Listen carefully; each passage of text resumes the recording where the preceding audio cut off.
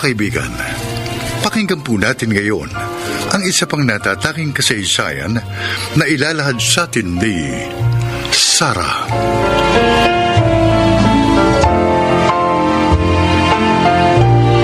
Marami ang nagsasabi na maganda akong babae. Katunayan, ligawin ako. Pero ako yung tipong conservative. Wala akong sinagot maliban sa isa, si Haskell.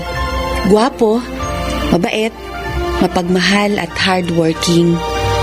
Pero dahil sa kahirapan, tutol sa kanya ang aking ina. At sa halip ay meron siyang lalaking nirereto sa akin. Ito ang naging takbo ng aming relasyon ni Haskell.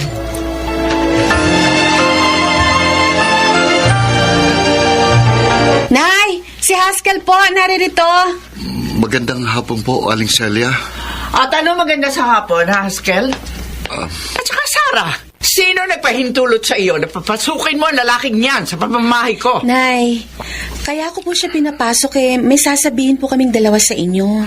Tiyaking nyo lang na maganda ang sasabihin nyo sa akin. Kasi kung hindi, halamin nyo na ang mangyayari. O, sige.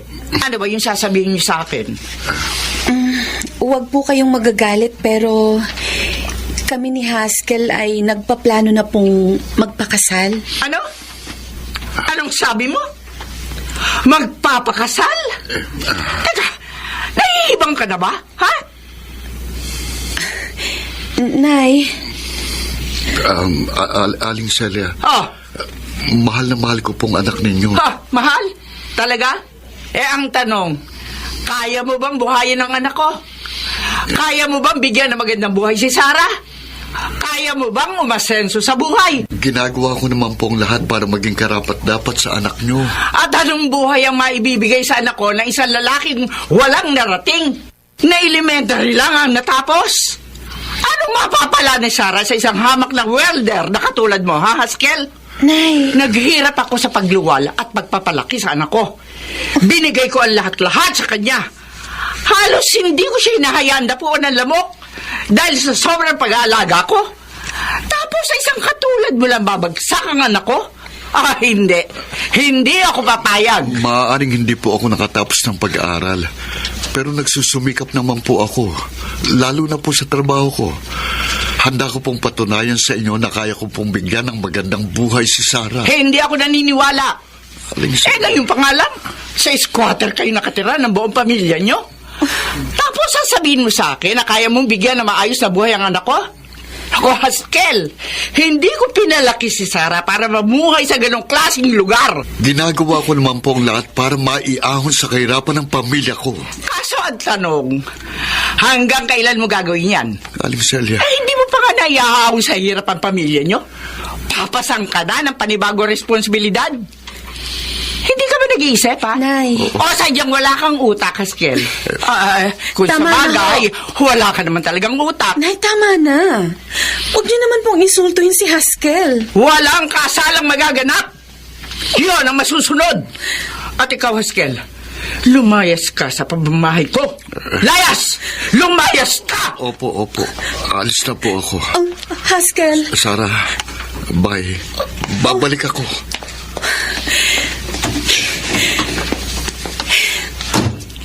Nay. Gumising ka nga sa katotohanan, Sarah. Wala kang mapapala sa lalaking yun. Aanhin mo naman ng pagmamahal kung wala ka namang makain. Sarah, hindi kita pinalaking tanga. Basta hindi si Haskell ang lalaking gusto kong mapangasawa mo. At kanino niyo naman po ako ipapakasal? Kay Mark? Oo. Kasi si Mark ang makapagbibigay sa iyo ng isang magandang buhay. Bukod sa mahal na mahal ka ng lalaking yon, mas magiging mabuti siyang asawa sa iyo. Paano niyo naman po nasabi yun? Alam ko kung ano makabubuti sa iyo. Ina mo ko. Basta sa ayaw at sa gusto mo, si Mark ang pakakasalan mo.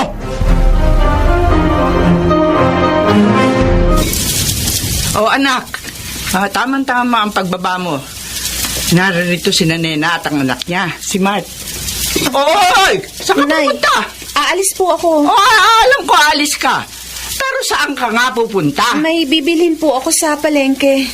Lalabas ka na malakas ang ulan? ipagpaliban mo muna yan. Halika rito. Sumama ka sa usapan. Ay, Sarah, halika. Tamang-tama. Pinag-uusapan namin ng nanay mo ang kasal ninyo ni Mark. Anak, tumatanda ka na. Kailangan mo nang mag-asawa at magkaroon ng sariling pamilya. Nay, hanggang sa pagpapakasal ko po, ikaw pa rin na magdedesisyon? Walang masamang intensyon ang nanay mo. Gusto lang niyang mapabuti ang iyong buhay. At saka, mahal na mahal ka ng anak ko. Nararamdaman ko rin naman na mahal mo si Mart. Kaya anong masama kung lumagay na kayo sa tahimik? Sarah, don't worry. Kami na ni Mama mag-aayos ng kasal natin. Nay, walang magaganap na kasalan. Hindi pa ako handang magpakasal. At ako nang bahala kung kailan ko gusto magpakasal.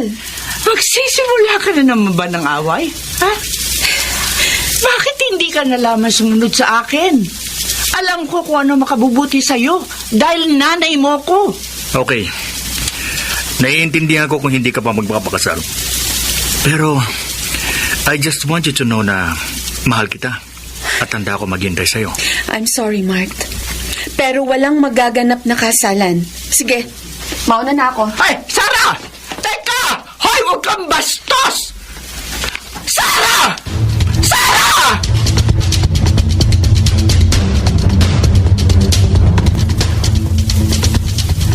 Sarah! Sarah! Si Haskell? Sandali lang. Hintayin mo ako. Haskell? Ang bilis mo maglakad Grabe. Hiningal tuloy ako sa'yo. Tsaka tingnan mo, kahit na nakapayong ako, nabasa yung damit ko ng ulan. Dahil sa kahabol sa'yo. Mauna na ako, ha? Sandali. Sandali lang. Anong mauna? Ano ba problema? Napapansin ko sa'yo parang wala ka nang ganang kausapin ako. Siguro, hanggang dito na lang tayo. Ano? Teka, hindi kita maintindihan. Itigil na natin ang relasyong to. Pero akala ko ba mahal mo ko? Akala ko ba tayong dalawa hanggang katapusan? Huwag mo sabihin sa akin na hindi mo na ako mahal. Pakakasal ako ni Inay kay Mark. Ano? At pumayag ka na pakasal sa lalaking yon? Sa totoo lang, ayoko maikasal sa taong hindi ko mahal. Oh.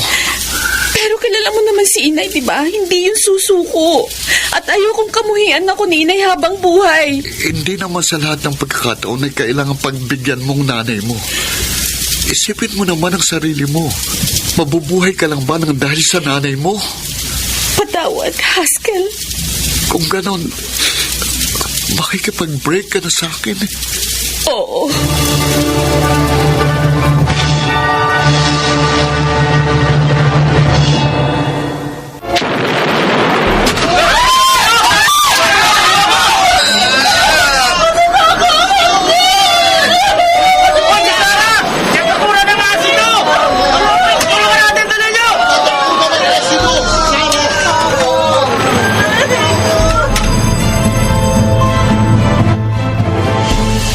Dok, kumusta na pong anak ko? Sa ngayon, Mrs., nagpapahinga na ang anak nyo. Hindi sa tinatakot ko kayo, Mrs. Grabe yung nangyari sa pasyente, ha? Bakit po, Dok? Ano po bang nangyari sa anak ko? Nanuyot at nasunog ang balat niya, bunga ng muriatic acid na tumapon sa buo niyang katawan. Diyos ko. Matindi yung mga natamo niya. As in, may mga parte ng balat niya ang natunaw at nagkadikit-dikit. Hindi. Nadali din po ang kanang mata niya. Ibig niyong sabihin, Dok, nabulag na ang kanang mata ni Sarah. Tatapatin ko na kayo, Mrs. Sa lagay ng pasyente, wala na po talagang pag-asang bumalik sa dati ang itsura niya. Ngayon, pwede siyang sumailalim sa operasyon para maisaayos po ang mukha at katawan niya. Pero kailangan niyo ng malaking halaga. Bukod doon, maraming operasyon ang kakailanganin para maigalaw niya ang buo niyang katawan. Tatanggalin natin yung mga nanikit na balat, lalo na sa bahaging leeg. Diyos ko, bakit po ito nangyari sa anak ko? Pasensya na po talaga, Mrs. Pero sa napansin ko, malakas po ang loob ng pasyente. At alam ko, makakaya niya ang pagsubok na ito sa kanyang buhay.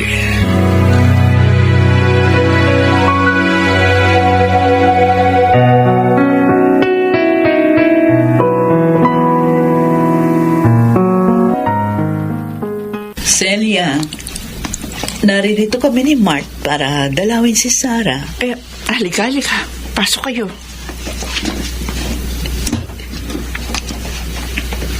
Tita Nena, Mart, Oh, buti na padalaw kayo.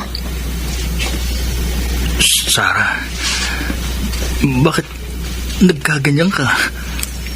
Anong nangyari sa'yo? Na-aksidente si Sarah sa pinagtatrabahuhan niya. Natapunan ng muriatic acid ang buo niyang katawan. Buti na nga lang, nabuhay siya. anong sabi ng doktor tungkol dun sa nasunog na balat niya? Sa pagkakaalam ko, malabo nang bumalik ang dati niyang itsura dahil natapunan ng asido. Oo, Nena. Malabo nang bumalik sa dati niyang itsura ang anak ko. Ano, Mart? Mamahalin mo pa rin ba ako? Kahit ganito ng itsura ko.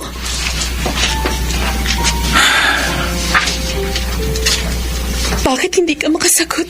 Mart, kung mahal mo ang anak ko, kahit ano pa itsura niya, mamahalin mo pa rin siya. Ano? Pakakasalan mo pa ba ako? I'm sorry, Sarah. Pero parang hindi ko kaya.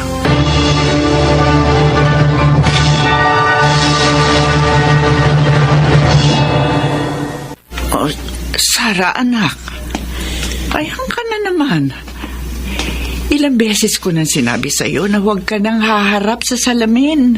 Huwag po kayong mag-alala, Nay. Hindi po ako umiiyak. 3 taon na rin naman po ang lumipas simula nang mangyari sa akin to. Sanay na po ako. Anak, namimiss ko na yung dating ikaw. Yung bang Sarah na makulit, pilya, mapagbiro at masayahin. Sana kahit na maraming pagsubok na dumating sa buhay mo, bumalik na yung dati mong sigla. Ay, oo nga pala, anak. Nagpadala na naman uli si Haskell ang sulat sa iyo. Galing pa yan ng Dubai. Bilib na ako doon sa lalaking yun. Akalain mong nakapagtrabaho siya sa ibang bansa. Sa laki ng sweldo niya, naaahonan niya ang pamilya niya sa hirap. Kayo lang naman po ang hindi bilib sa kakayahan niya. Aaminin ko. Nagkamali ako ng panghusga sa kanya. Pinagsisisihan ko na yun, Sarah. Ito na nga pala yung sulat, Ilagay niyo na lang po yan sa loob ng drawer ko. Oo, sige. Teka. Bakit hindi mo binabasa itong mga sulat sa iyo ni Haskell? Para ano pa, Nay? Titigil din yan si Haskell sa pagsulat sa akin kapag nakita niya tong kalunos-lunos na itsura ko. Ano ka ba? Alam mo ba, anak, sobra nang nag-aalala sa'yo si Haskell. Hindi mo sinasagot yung mga sulat niya sa'yo, tapos kapag tumatawag siya, hindi mo rin siya kinakausap. Anak, sinabi ko na kay Haskell ang tungkol sa nangyari sa'yo. Pinadala ko pa nga sa kanya yung mga latest pictures mo. Ha? Inay naman! Bakit niyo naman po ginawa yun? Sarah, mahal ka pa rin ni Haskell. Kahit na iba na ang itsura mo. At yun ang tunay na pagmamahal. Ngayon, anak, huwag mo namang ipagkait sa sarili mo na maging masaya. Alam ko deep inside, mahal mo pa rin ang lalaking yun. Ayoko mahirapan siya ng dahil lang sa akin. Kaya nagdesisyon po akong kalimutan na lang siya, Inay. Maraming babae dyan ang mas deserving sa puso niya kesa sa akin. Isipin niyo, Nay, anong mapapala niya sa isang katulad ko na mukhang halimaw? Ay, naku naman anak. Pero sa pag-ibig naman, hindi basihan ng itsura. At sa kaso ni Haskell, mahal ka pa rin niya kahit na ganyan pa ang itsura mo.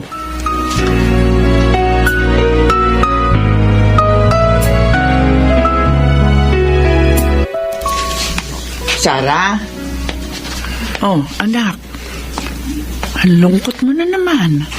Abay, dapat masaya ka kasi ngayong buwan uuwi si Haskell galing ng Dubai. Miss ko na po siya. Gusto ko na po siyang makasama, Nay. Oh, eto oh. May dumating na naman sulat si Haskell. Oh, sige na, basahin mo na. Bakit ba kayo nagmamadali, Nay? Malugod na iniimbitahan namin kayo sa pag-iisang dibdib ni na Haskell Estares at Sarah Gumibaw. Nay, ano to? Ano, Sarah? Handa ka na bang pakasal sa akin? Oh my God! Haskell! Nasurpresa ka ba? Mahal? Akala ko next week ka pa uuwi.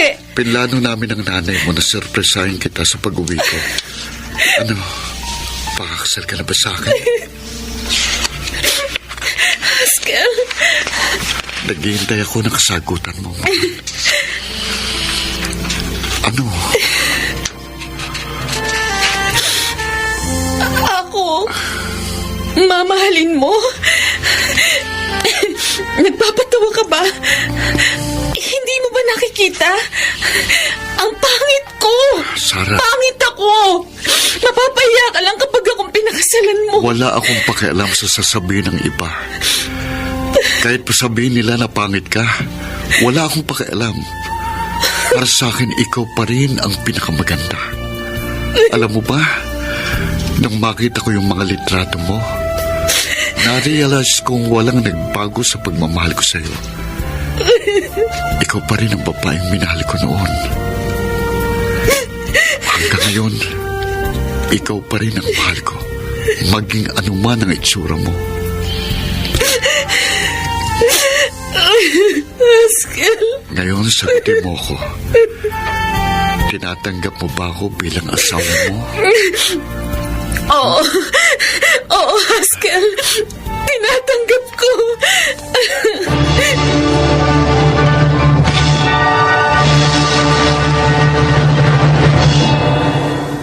Sa hinaba-haba ng prosesyon ay sa simbahan din ang tungo. Naikasal din ako kay Haskell at yun na ang isa sa pinakamasayang araw sa buhay ko.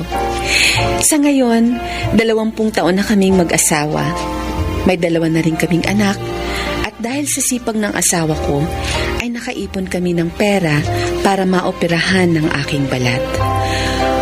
Oo, iba na ang itsura ko ngayon. Hindi man bumalik ang aking kagandahan noon, pero hindi na nakakatakot ang aking itsura. Salamat sa Panginoon, wala na akong mahihiling pa. Ako si Sarah at ito ang aking buhay. Mga nagsiganap: Phil Cruz, Susan Robles, Rosana Villegas, Maynard Landicho Jr., Lionel Benjamin, at Jenaline de la Cruz. Naglapat ng angkop na tunog, Jenny Mutia. Sa musika ni Buboy Salonga.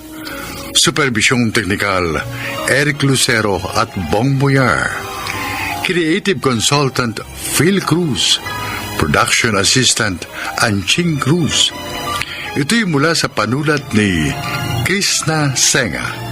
Sa direksyon, Salvador M. Royales. Ito ang aking buhay.